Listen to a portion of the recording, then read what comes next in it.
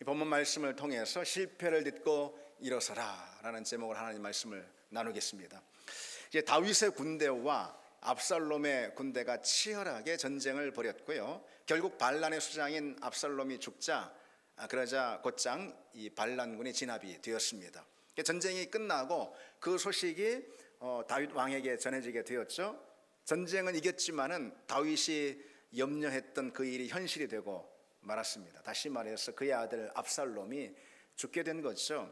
그래서 다윗은 슬픔을 가누지 못하고 내 아들 압살롬아, 내 아들 압살롬아 그러면서 모든 사람들 다 보는 앞에서 그렇게 통곡을 합니다. 여러분 그 장면을 한번 머릿속에 떠올려 보시기 바랍니다. 다윗의 군사들은요, 자기들보다 10배가 넘는 그런 엄청난 전력 차이에도 불구하고 그 압살롬의 군대와 피 흘리기까지 치열하게 싸웠어요. 그래서 기적적으로 승리를 일궜습니다. 다들 믿기 힘든 그 승리에 너무나도 그냥 놀라가지고 기뻐하며 다 환호성을 치고 우리가 이겼다, 그런 거죠. 그렇게 환호하면서 서로 얼싸안고 기뻐하고 그리고 서로 축하를, 이 전쟁의 승리를 축하하려는 바로 그때에 왕의 모습을 보니까 왕은 압살롬의 죽음으로 인해서 사람들 보는, 다 백성들 보는 그 앞에서 꺼이꺼이 울면서 내 아들 압살롬아 압살롬아 그러면서 그렇게 통곡을 하니까 환호하던 그 백성들이 그 모습을 보고 다 그 분위기가 차갑게 식어버린 거죠. 3절을 보시면은요, 그날의 백성들이 싸움에 쫓겨 부끄러워 도망함 같이 가만히 성읍으로 들어가니라. 마치 전쟁에서 패한 패잔병처럼 자기 성읍으로 조용히 다 들어가고 말았다라는 그런 말입니다. 전쟁에서 피 흘리며 싸운 백성들 앞에서 이 압살롬의 이름을 부르며 통곡을 한 것. 이 전쟁의 이 반란의 수장이잖아요. 전쟁이 일어나게 만든 그 원인, 그 압살롬. 그 압살롬의 이름을 부르면서 이렇게 통곡을 한 것은 실은 다윗이 왕으로서는 적절치 못한 그런 처신이죠. 아버지로서는 그런 슬픔이 있을 수 있겠어요. 그러나 다윗은 왕이잖아요. 공사를 구분하지 못하고 아버지로서의 인정을 지나치게 사람들 앞에서 다 드러내고 만 거죠. 아무리 고통스러워도요, 그 감정을 그래도 할 수 있는 한 가능하면 억눌러야 하지 않았겠습니까? 그게 이 치열한 전투를 마치고 돌아온 백성들이 누구를 위해 싸웠어요? 다윗을 위해서 싸웠잖아요. 그래서 그런 백성들, 그래서 전투를 마치고 돌아온 그 백성들을 향한 그래도 마땅한 태도, 예의, 배려, 그것은 자기 감정을 좀 억눌러야 하는 거였죠. 그래서 다윗이 아무리 슬퍼도 그저 아무도 보지 못하는 그런 밀실에서 그렇게 울고 그리고 눈물을 삼키고 백성들 앞에 나와서는 그저 의젓한 마음을 가지고 이 피 흘리기까지 싸운 이 백성들을 치하해 줘야 했을 겁니다. 그러나 다윗은 그러지 못했어요. 완전히 자기 감정에 매몰이 돼가지고요, 고통과 슬픔을 막 드러내놓고 막 쏟아놓습니다. 4절을 보시면은요, 왕이 그의 얼굴을 가리고 큰 소리로 부르되 내 아들 압살롬아 압살롬아 내 아들아 내 아들아 이러고 있는 거죠. 사실 이 다윗의 고통, 이 슬픔, 이 절규, 이게 이제 이해가 안 되는 건 아닙니다. 다윗을 더 슬프게 하고 고통스럽게 해서 이토록 절규하게 만든 것은요, 이 압살롬의 죽음이 결국은 자신의 죄로 인한 결과였기 때문에 그런 거잖아요. 그래서 더 고통스러운 거예요. 그러나 그걸 모든 걸 감안해도 그럼에도 자신의 감정을 감출 수도 있어야 하는 거죠. 여러분, 그런데 우리도 그런 때가 많아요. 우리도 내가 힘들거나 아프거나 고통스러울 때 그때 다른 사람들이 주변이 보이지 않는 거예요. 그래서 자기 감정을 지나치게 이렇게 드러내는 그런 경우가 우리에게 있고요, 오로지 자기 상처밖에는 그 외에 아무것도 보이지 않는, 아무것도 보지 못하는 그런 때가 우리에게도 좀 있습니다. 내가 힘들면은 다 나만 봐야 하는 거예요. 내가 힘드니까. 내가 아프면은 다 아픈 마음으로 나만 바라봐야 한다고 그렇게 이제 은연중 여기게 되는 거예요. 그래서 내가 아픈데 그냥 태연한 사람들을 보면은 저 사람들 왜 저래? 이런 게 이제 올라오게 되는 거죠. 내가 이렇게 힘든데 하면서 그건 뭐예요? 내가 아프고 힘드니까 같은 아픈 마음으로 다 나만 바라봐야 돼 라는 그런 마음이 은연중 우리 가운데 깔려 있는 것이죠. 그래서 내가 아플 때, 내가 힘들 때 모두가 나와 함께 울어줘야 하고 모두가 나와 함께 아파야 합니다. 안 그러면은 주변 사람들이 공동체 안에서 그러지 않으면은 그것 때문에 더 상처를 받아버리는 거예요. 그것 때문에 실족해버리는 거예요. 그런 경우도 있어요. 이제 여러분 이걸 볼 때 우리는 뭘 알 수 있냐면은 이 상한 감정은 그만큼 우리를요 대단히 이기적으로 만들 수 있다. 내 이기적이라서 이기적인 게 아니고 상한 감정은 우리를 그처럼 누구나 이기적으로 만들 수 있다라는 거예요. 고통은 나밖에 보지 못하게 만드는 그런 경향이 있습니다. 그래서 고통은 나의 시야를 대단히 좁게 만드는 그런 때가 많이 있다는 거예요. 그래서 우리는 그것을 좀 주의해야 합니다. 아무리 힘들고 아무리 고통스러워해도요, 고통스러운 상황이 돼도요, 그 고통을 지나치게 내가 감정으로 느끼면은 그러면은 그 고통이 내 시야를 너무 가둬버리는 거예요. 그래서 여러분 사실 우리가 이렇게 해야 될 때가 종종 있습니다. 내가 힘들지만은 누군가를 격려해 줘야 할 때가 우리에게 있는 거예요. 그렇지 않습니까? 내가 아프지만은 누군가를 위로해 줘야 할 그런 때가 우리에겐 있습니다. 나는 실패했지만은 누군가의 성공을 축하해 줘야 하는 그런 때가 우리에게 있는 거예요. 그리고 그럴 수 있는 사람이 바로 성숙한 사람이죠. 사실 내가 내 주변을 돌아볼 여유가 있을 때만 격려를 하고 그럴 때만 내가 주변을 돌아보면서 위로를 하고 그런다면은 여러분 우리가 그럴 수 있을 때가 얼마나 되겠습니까? 사실 그렇지 않습니까?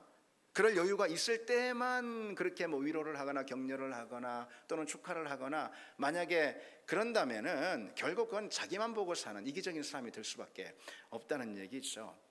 여러분 아빠를 한번 생각해 보세요.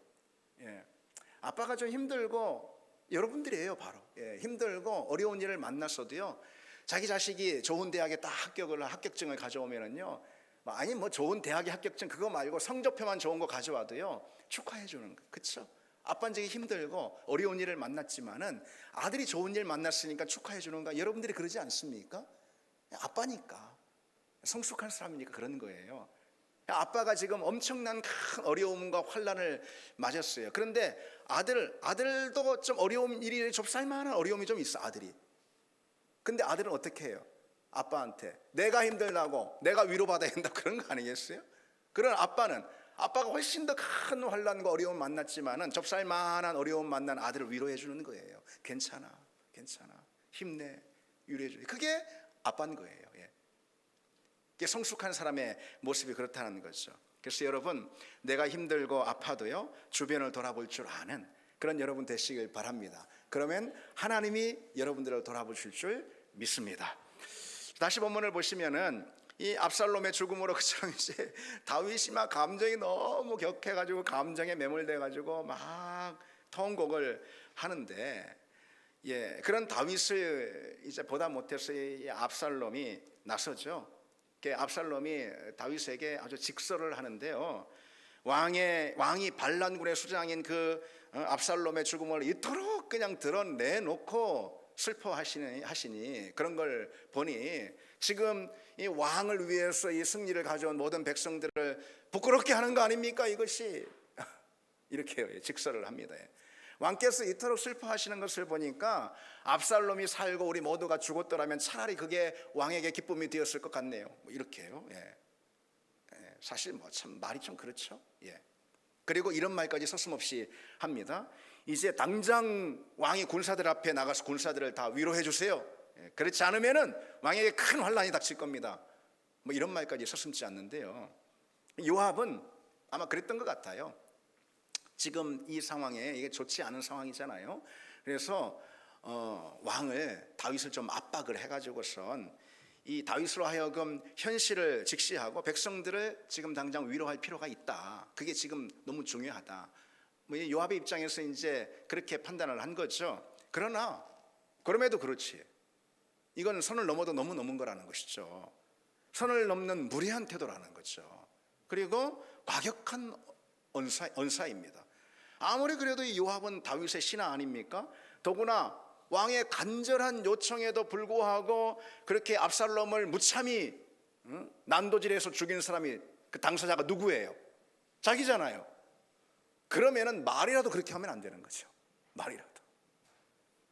물론 왕 앞에서도요, 바른 말을 할 수가 있습니다. 직설을 하고 간언을 할 수가 있습니다.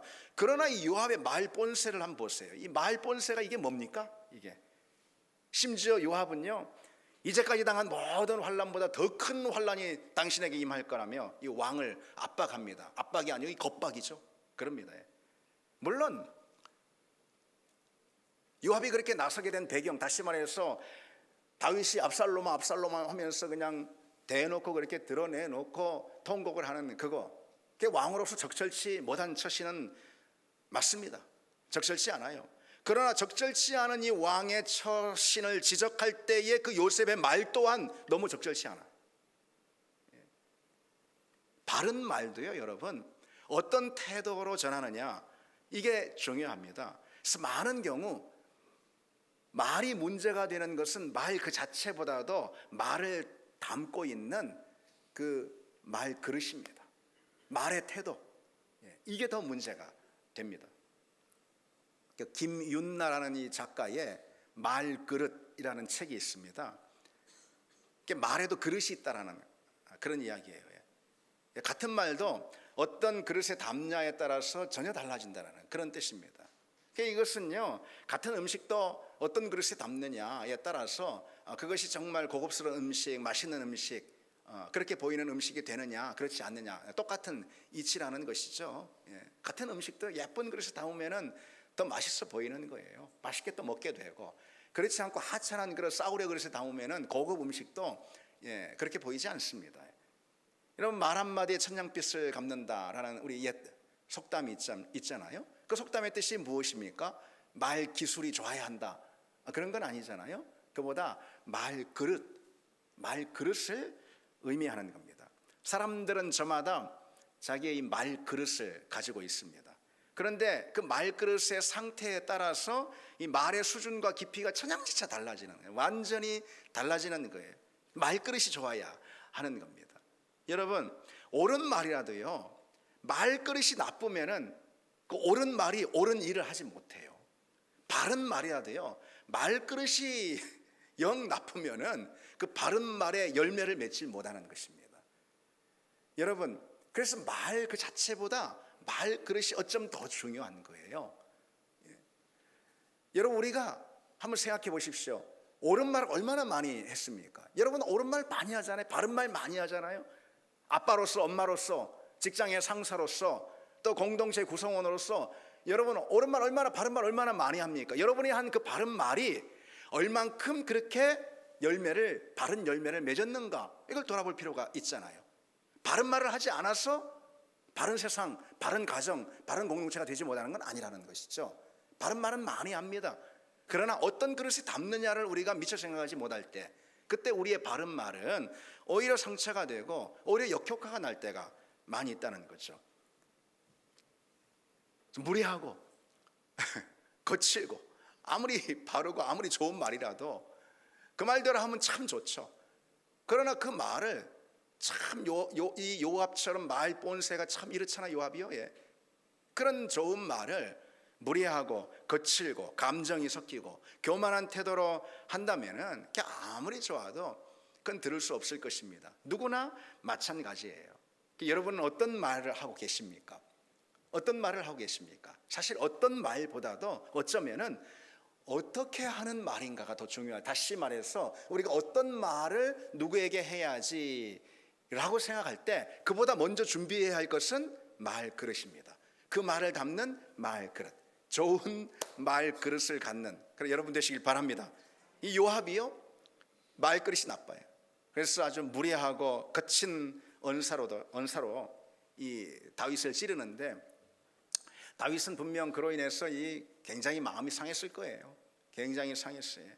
그럼에도 불구하고 그건 그거고, 내 마음이 상한 거 그건 그거고, 다윗은 현실을 이제 직시하고 받아들이고 그리고 자기 감정을 추스르는 걸 볼 수 있습니다. 8절을 보시면은 왕이 일어나 성문에 앉음에 그랬어요. 참 이 대목이 중요한 대목이에요. 오늘 본문에서 제일 중요한 대목이라 할 수가 있어요. 왕이 일어나 성문에 앉음에. 이 성문에 앉았다라는 것은요, 이 고대 시대 이 왕정 체제에서 이 성문에 앉았다라는 것은 왕이 왕의 위엄을 갖추고 왕의 임무를 수행하거나 아니면 어떤 공적인 선포를 하는, 발표를 하는 바로 그런 행위 또는 그런 모습을 의미하는 겁니다. 예, 왕이 꺼이꺼이 울다가 왕이 감정을 추스르고 성문에 딱 앉습니다. 그러자 백성들이 어떻게, 다윗이 성문에 다 앉자 백성들이 돌아가다가 다들 다윗이 성문에 앉은 것을 보고 왕이 성문에 앉았다 하면서 다윗 왕 쪽으로 다 모여드는 것을 볼 수가 있죠. 그래서 이것을 보면은 이 다윗은요, 이 자기 회복에 빠른 사람이다라는 그런 생각이 듭니다. 그렇게 힘들었잖아요. 그렇게 고통스러웠잖아요. 너무너무 마음이 아팠잖아요. 그런데 그럼에도 불구하고요, 다시 일어나는 걸 볼 수 있어요. 다윗은 자기 회복에 빠른 사람이에요. 아무리 힘들고 고통스러운 순간이라 해도요, 하나님의 은혜로 다시 기운을 차리고 회복해서 일어나는 사람, 그게 바로 다윗이에요. 다윗은 전부터도 그랬어요, 사실은. 예. 왜 여러분 이 바세바와 이제 부정한 그 관계로 이제 아기를 낳잖아요. 아들을 낳잖아요. 그래서 다윗이 그 아들을 살리기 위해서 그토록 기도하지 않습니까? 그런데 하나님 아들을 데려가시잖아요. 그때도 그 아픈 마음, 그 고통스러운 마음이었을 텐데 금방 추스르고 다시 일어나는 걸 볼 수가 있어요. 힘들죠. 왜 안 힘듭니까? 그러나 다시 일어납니다. 그리고 왜 시글락에서 자기 가족들, 이 모든 자기 사람들을 이 아말렉 족속이 싹 다 잡아가지고 포로로 잡아갔을 때 있잖아요. 그때 다윗이 그 장면을 목격하고 막 다윗과 자기의 군사들이 막 울면서 그냥 하루 온종일 이제 세상 다 끝났다 막 울다가, 그러다가도 한나절 울고 다윗이 툭툭 털고 일어나지 않습니까? 그래서 문제 해결을 위해서 집중하는 걸 볼 수 있잖아요. 다윗은 바로 그런 사람이었어요. 당장 죽을 것처럼 힘들고 고통스러워도요, 그래서 때로 그 고통을 막 토로하고 드러낸다 하더라도 그것이 오래 가진 않습니다. 그로 인해서 다윗이 무너져 버리지는 않는다는 거예요. 이내 털고 일어납니다. 그게 바로 다윗입니다. 예. 하나님의 사람들이 그래야 한다는 거죠. 그게 하나님의 사람의 모습입니다. 하나님의 사람은 여러분 회복하는 힘이 있음을 믿습니다. 회복하는 힘이 있어요. 성령은 우리를 다시 일으키는 회복의 능력임을 믿습니다. 이게 성령의 능력이에요.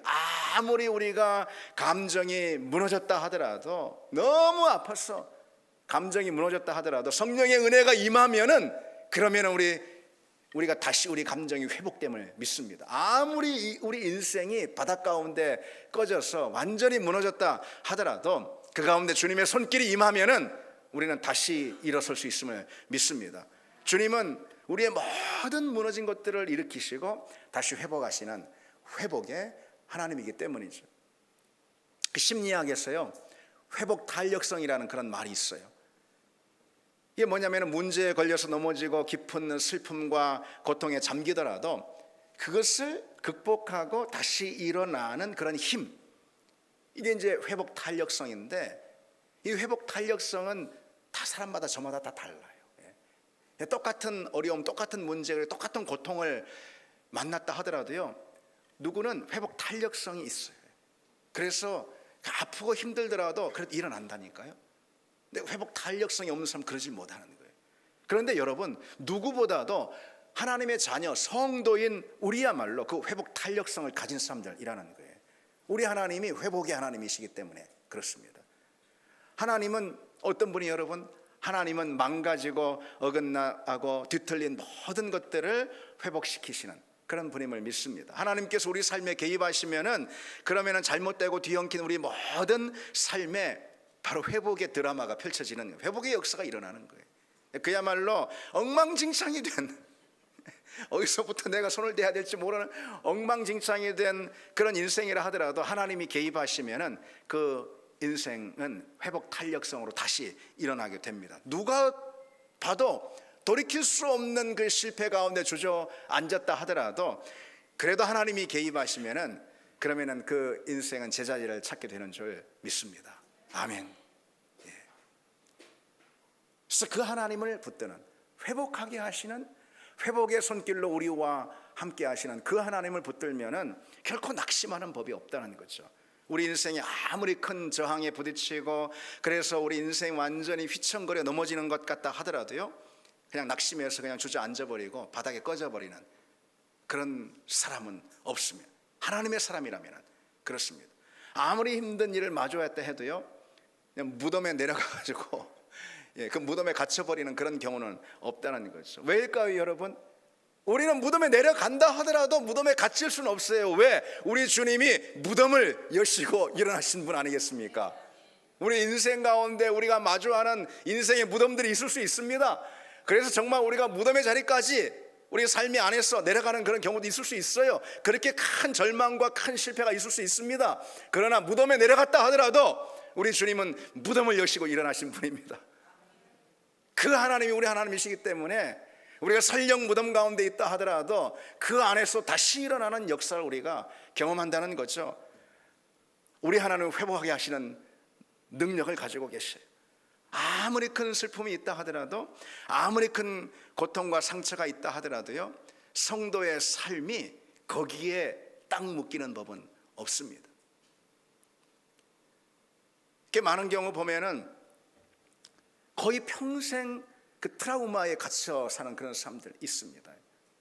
너무나도 불행하고 딱한데 물론 이해가 가고 공감을 우리가 할 수가 있습니다. 왜? 상처가 그만큼 컸으니까. 상처가 감당할 수 없을 만큼 너무나도 큰 상처니까 그 상처로 인한 트라우마가 평생 이어진다는 거죠.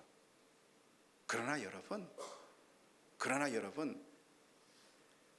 어떤 트라우마도요, 그것을 극복하게 하시는 하나님의 은혜와 능력보다 큰 그 무엇은 없는 줄 믿습니다. 그래서 우리가 하나님의 회복하게 하시는 그 손길을 의지하고 그 손길에 우리가 기대면은 우리 어떤 큰 어려움을 만나, 그래서 그 어려움이 우리에게 준 트라우마가 우리가 있다 하더라도 거기에 우리 인생이 갇혀버리진 않는다는 거죠.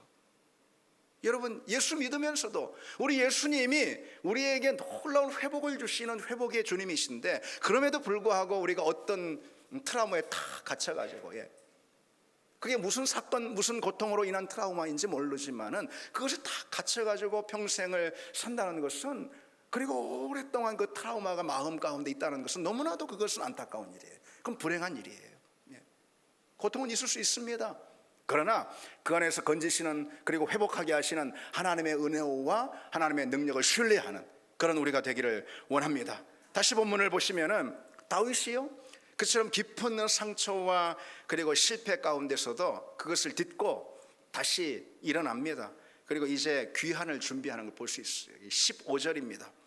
왕이 돌아와 요단의 이름에 유다 족속이 왕을 맞아 요단을 건너가게 하려고 길갈로 오니라.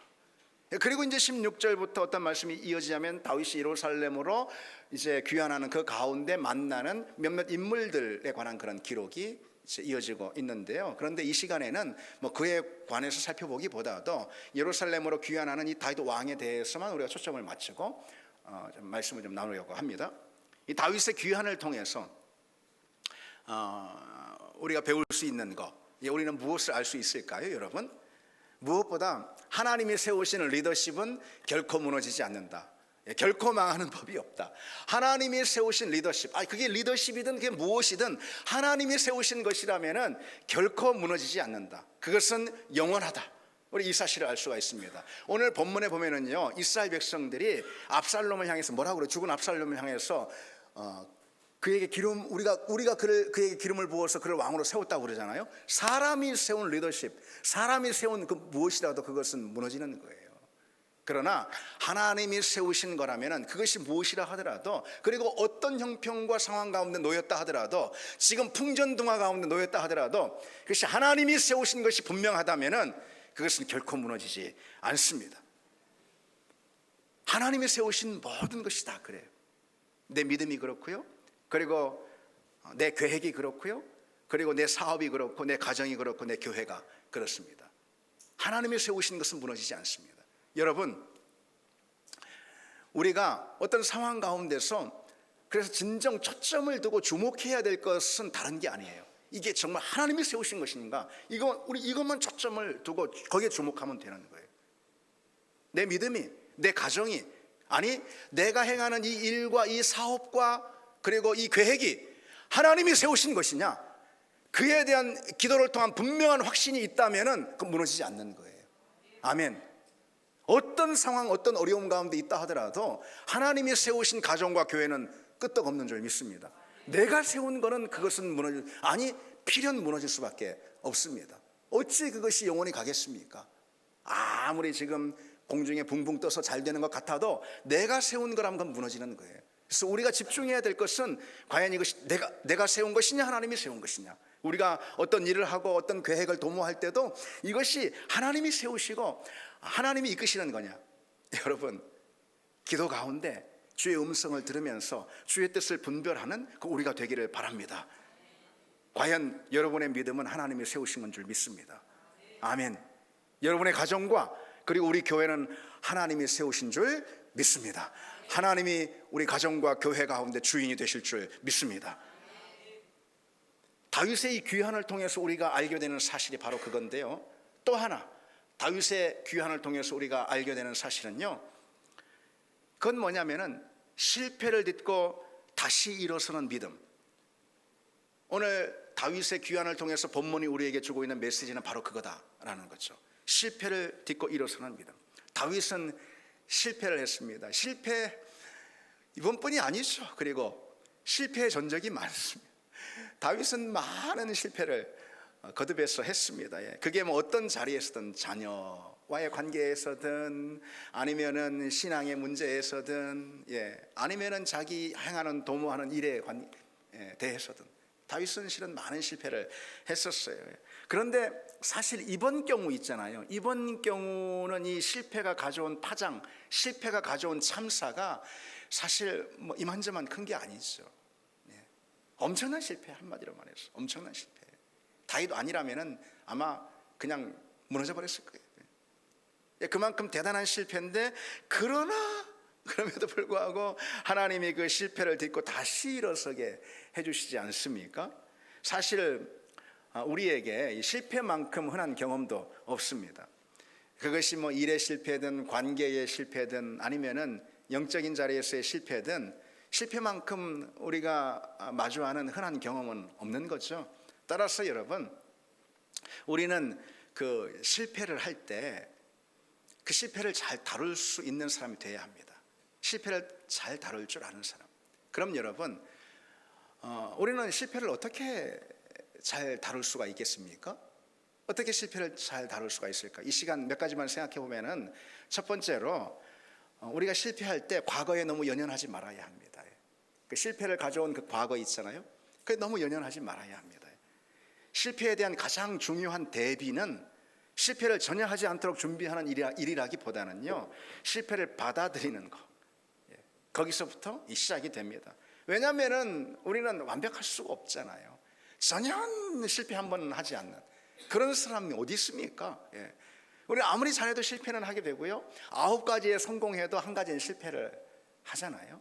그래서 진학의 실패는 피했지만은 취업의 실패를 마주할 수 있고요, 취업의 실패는 피했지만은 그러나 직장 생활의 크고 작은 여러 환경 가운데서의 이 실패들, 많은 실패들, 이건 여상으로 우리가 경험할 수가 있는 거고요. 직장 생활의 실패는 혹 줄였더라도 가정 생활의 실패나 건강의 실패를 우리가 또 만날 수가 있는 거고요. 설령 그런 모든 실패를 우리가 모면했다 하더라도 또 이 관계 자리에서 있는 그런 실패, 큰 실패로 인해서 우리 마음에 엄청난 상처가 또 주어질 수도 있고, 그게 이제 우리의 삶 아니겠습니까?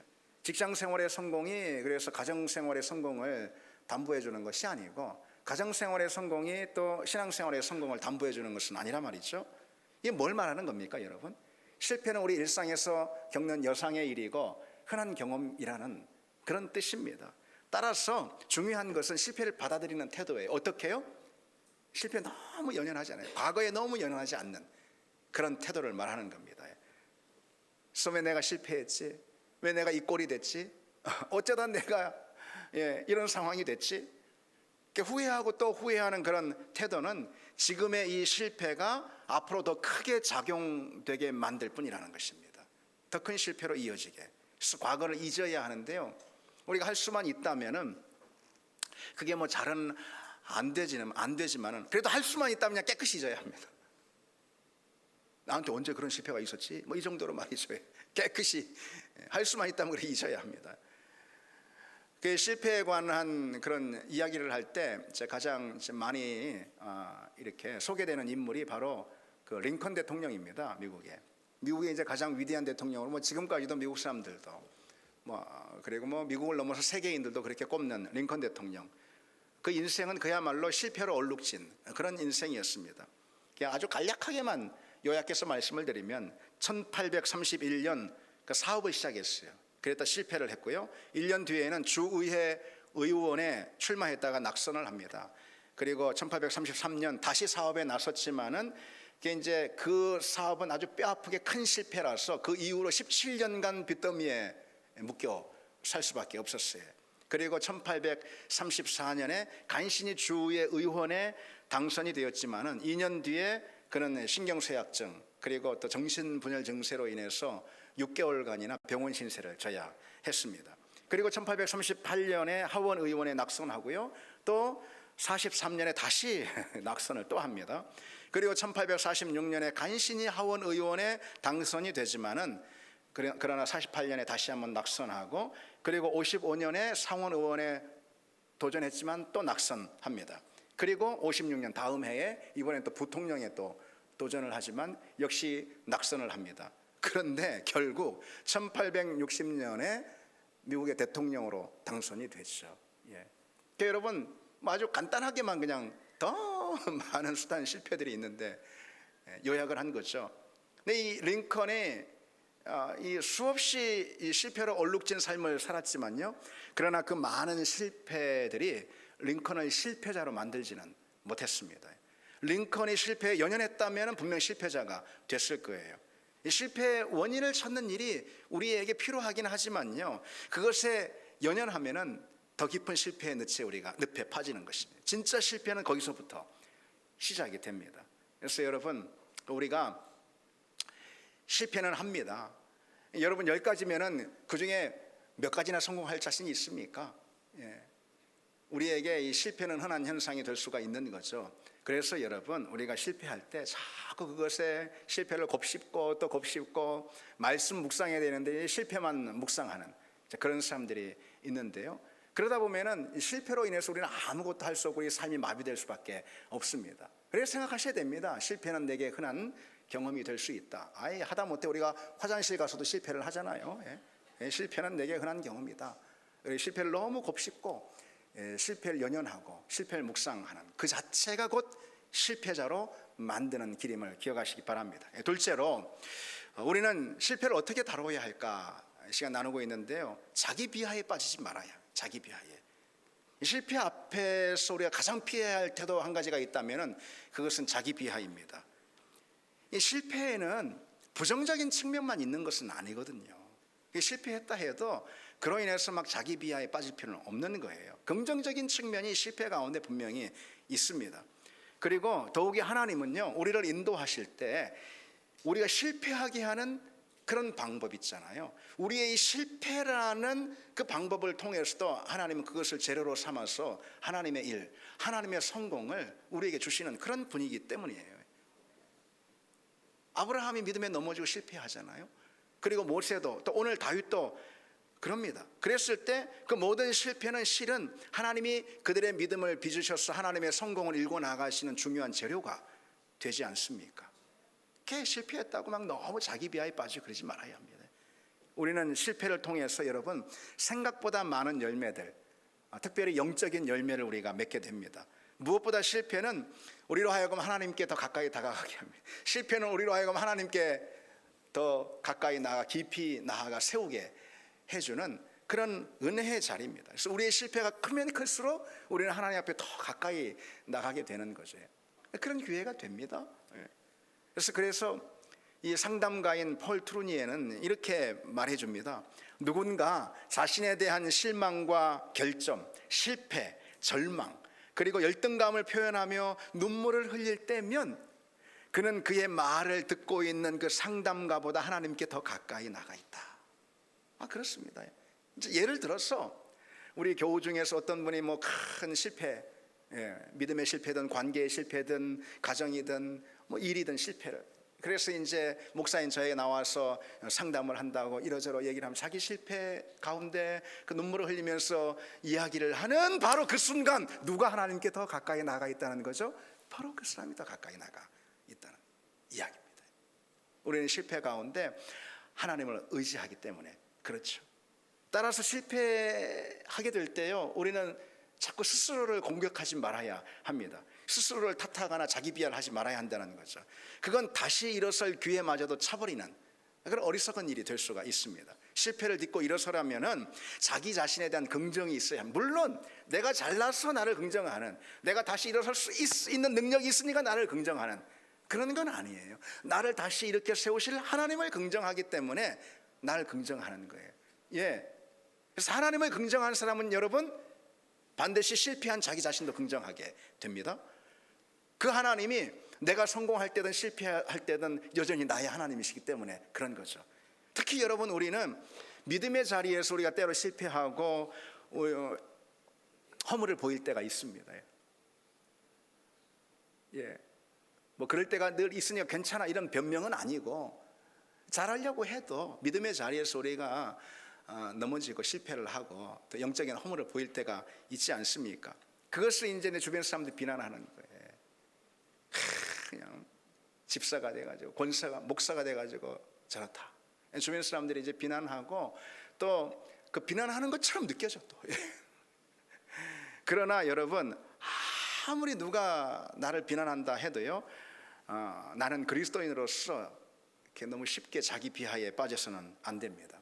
특히 제가 참 안타까운 건 있어요. 이 시대를 살아가는 그리스도인, 이 시대에서 하나님 주신 소명을 감당하며 목회를 하고 있는 한 사람의 목회자로서 참 제가 이제 안타까운 우리 교회의 모습들, 한국교회의 모습들이 있습니다.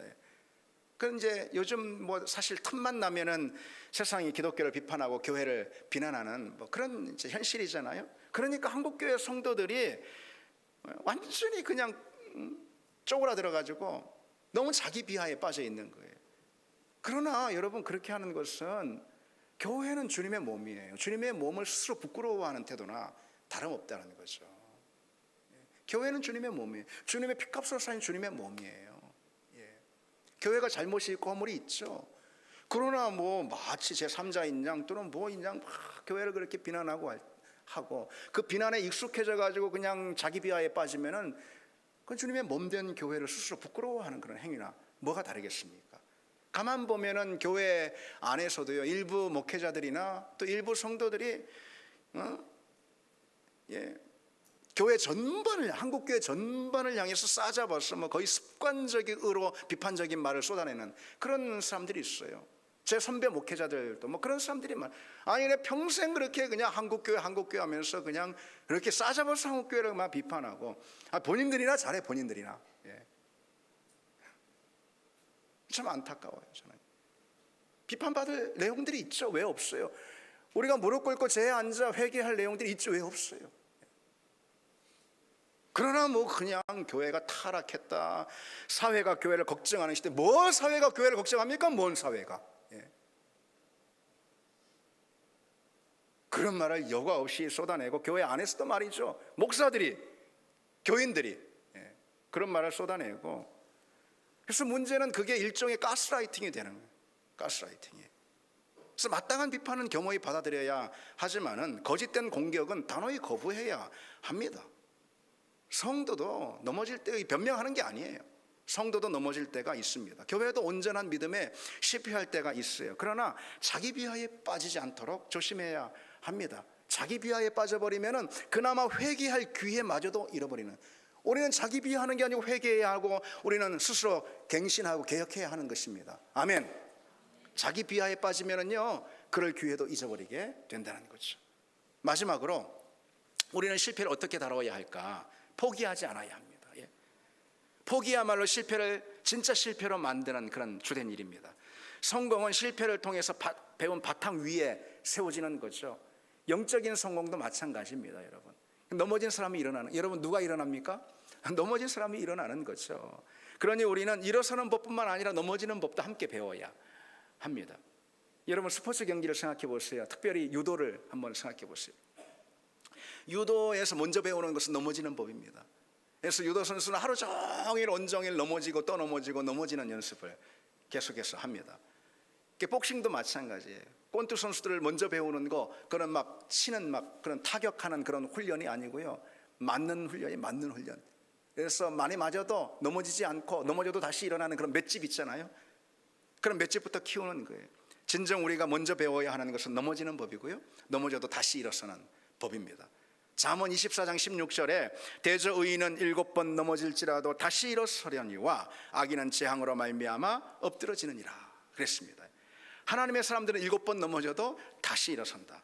그게 인생의 어떤 자리든 아니면은 믿음의 어떤 자리든 넘어졌더라도 우리가 포기하지 않고 다시 일어서는 것, 그게 하나님의 사람이라는 거죠. 하나님의 사람은 누군가? 7번 넘어져도 다시 일어나는 사람이다. 왜 그럴 수가 있습니까? 우리가 왜 그럴 수 있습니까? 로마서 8장에요, 이 모든 일에 우리를 사랑하시는 이로 말미암아 우리가 넉넉히 이기리로다. 아멘. 이 모든 일로 인해 우리를 사랑하시는 이로 말미암아 우리가 넉넉히 이기리로다. 이 약속이 우리에게 있기 때문에 우리는 오늘도 또 내일도 넘어지지만 우리는 다시 그 자리에서 포기하지 않고 일어나는 겁니다. 여러분 바울을 한번 보십시오.